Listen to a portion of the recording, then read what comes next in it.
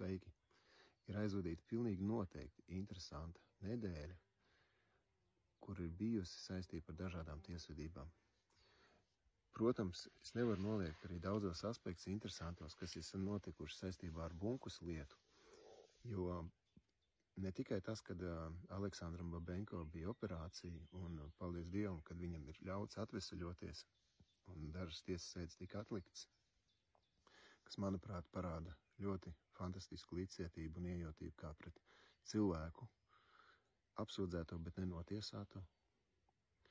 Un otrs aspekts bija tas, kad bija jauni žurnālisti no žurnāla Ir, un arī portāli, es pareizi saprotu, kuri fotografēja un kuri uztaisīja ļoti lielu garu rakstu. Skatieties šī video beigās, esmu ielicis bildes no šī raksta. Un es nevaru noliegt to izbrīnu, kas tur ir aprakstīts, kas, manuprāt, liekas viskorektākā atbilde, tad tas ir no tiesneses Sigits Dolnietis, kura ir principā ļoti neitrāla, bet visi pārējie komentāri ir tomēr apšaubāmi un principā arī savā ziņā dezinformējoši. Un kas ir ļoti interesanti, ka pašās tiesas sēdēs es esmu klātesoši bijis viņās, kad runā par to, kad sociālos tīklos notiek dezinformācija. Bet šis raksts arī ir daļai uztverams ne tikai kā dezinformējošs sabiedrību, bet arī kā draudi tiem cilvēkiem, kuri atļaujās nākt vai runāt par šīm tiesas sēdēm. Tas ir tikai caur puķītēm, bet ja akurāti palasa, tad zemteksts ir skaidri redzams un saprotams. Šī cīņa, var redzēt, ir informatīva cīņa, kas ir saistīta ar šo lietu. Un arī aspekti, kuri ir rakstīti šajā rakstā, ir sevišķi par izmeklēšanas eksperimentālo variantu, kad ir video ieraksts, kad ir sadarbība bijusi ar Viktoru Krivušeju, kurš it kā ir šis slepkava. Un jā, un šī informācija ir arī bijusi tiesas sēdēs, un es esmu bijis klātesošs, bet es arī esmu bijis klātesošs. Tad, kad tika iztaujāts Romāns Jašins kā liecinieks, kā izmeklētājs šajā lietā.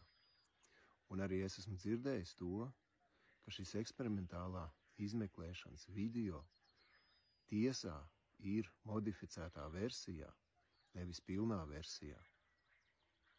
Un cik ir zināms, tad Sātans un Dievs ir detaļās. Tad šī ir detaļa, kas ir diezgan liela dezinformācija. Nevar noliegt pašu pārējo faktu, kas tur ir aprakstīts, kas ir saistīts ar to, ka tas ir paceļa krimināla izmeklēšanas augstākā līmenī un tam līdzīgi. Pilnīgi noteikti, ka tas tā ir. Bet šie cilvēki vēl nav notiesāti.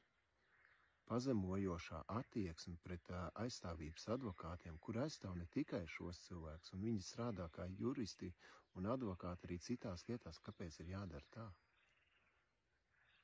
Kāpēc ir jāizturās tik necienīgi pret cilvēkiem, kuri principā dara to pašu darbu?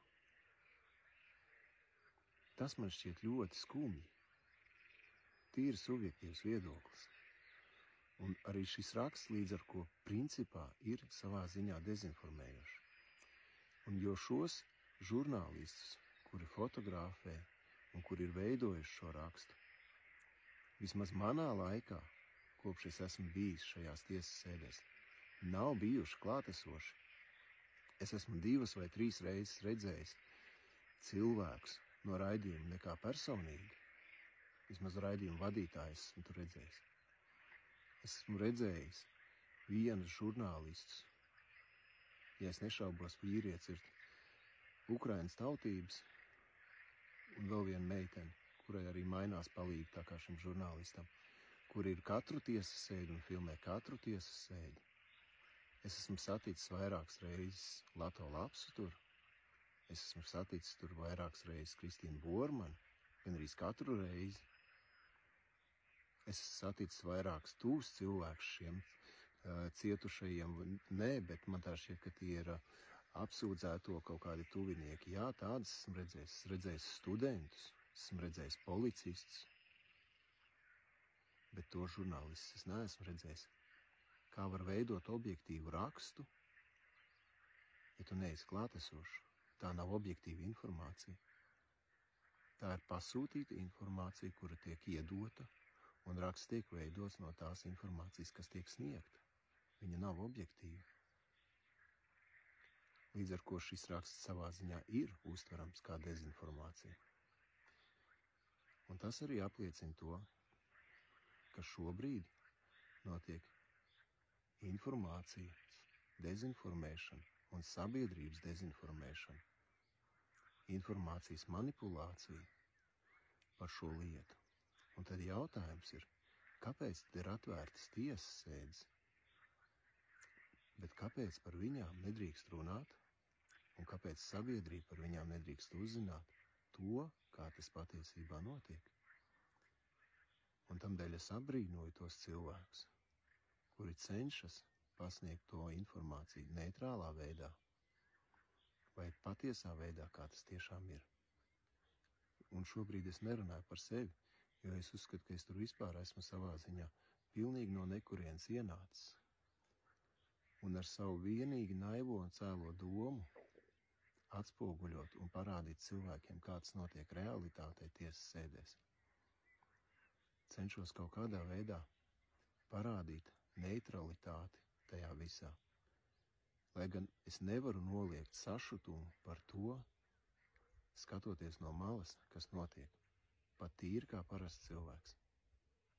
Es varu saprast, kāpēc tā rīkojās, jo tā ir cīņa, katrs cīnās par savu taisnību.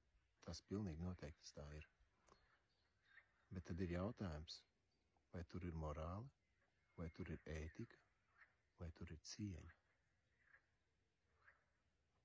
Tas arī viss.